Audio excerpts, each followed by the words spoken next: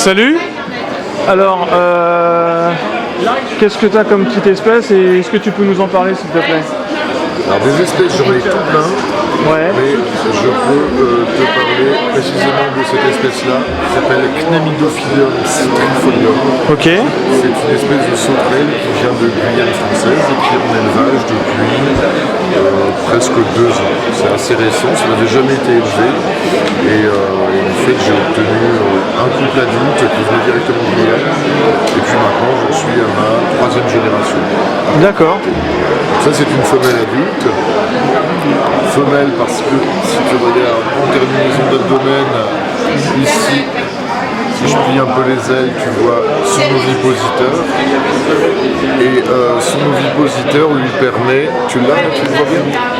Attends, c'est le point. Mais... Attends, merde. Attends, je vais le faire à la main. Ouais, l'ovipositeur lui permet de déposer des œufs sous les feuilles, sur les tiges et sur les branches en fait. D'accord. L'acténidophilium fait des pontes groupées et un groupe d'œufs peut contenir entre 10 et 30 spécimens. Les œufs sont un peu jaune-vert, drôle d'apparence. Et ce qui est très troublant chez cette espèce-là, c'est que contrairement au phasme, les œufs de sauterelle ont une membrane souple. Donc tu peux observer le développement. Et juste avant la naissance, quelques jours avant la naissance, tu peux voir l'œil du futur jeune à travers la membrane de l'œuf. Niveau maintenant, alors au niveau maintenant, c'est une espèce qui mange du troène, de la ronce, c'est du millepertuis. Pour les jeunes, c'est bien de mettre du millepertuis, mais les adultes peuvent se contenter de ronce. Après, à mon avis, il y a moyen de tester avec beaucoup d'autres végétaux, type du léa, du noisetier, ils en mangent également. Enfin voilà, c'est un peu comme les phasmes. Ce type d'insecte ne s'empoisonne pas en consommant une espèce végétale qui ne va pas lui correspondre. S'il aime, il mange, s'il aime pas, il mange. Ah ouais, d'accord. Par contre, il va s'empoisonner si tu lui mets une espèce végétale qui a reçu un traitement phytosanitaire. Ouais, bien sûr. Il ne pourra pas faire la différence. Ouais, mais sinon, si dans ton jardin tu as un noisetier, tu peux lui mettre un noisetier. Par contre, il faut toujours conserver une base d'une espèce végétale que tu vas pouvoir trouver toute l'année.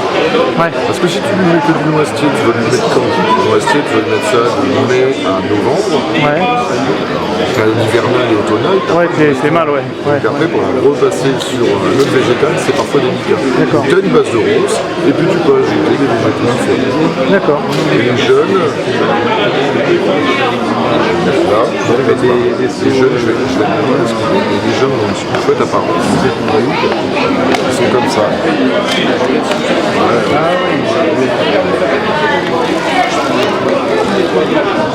Ça, ce sont des spécimens subadultes.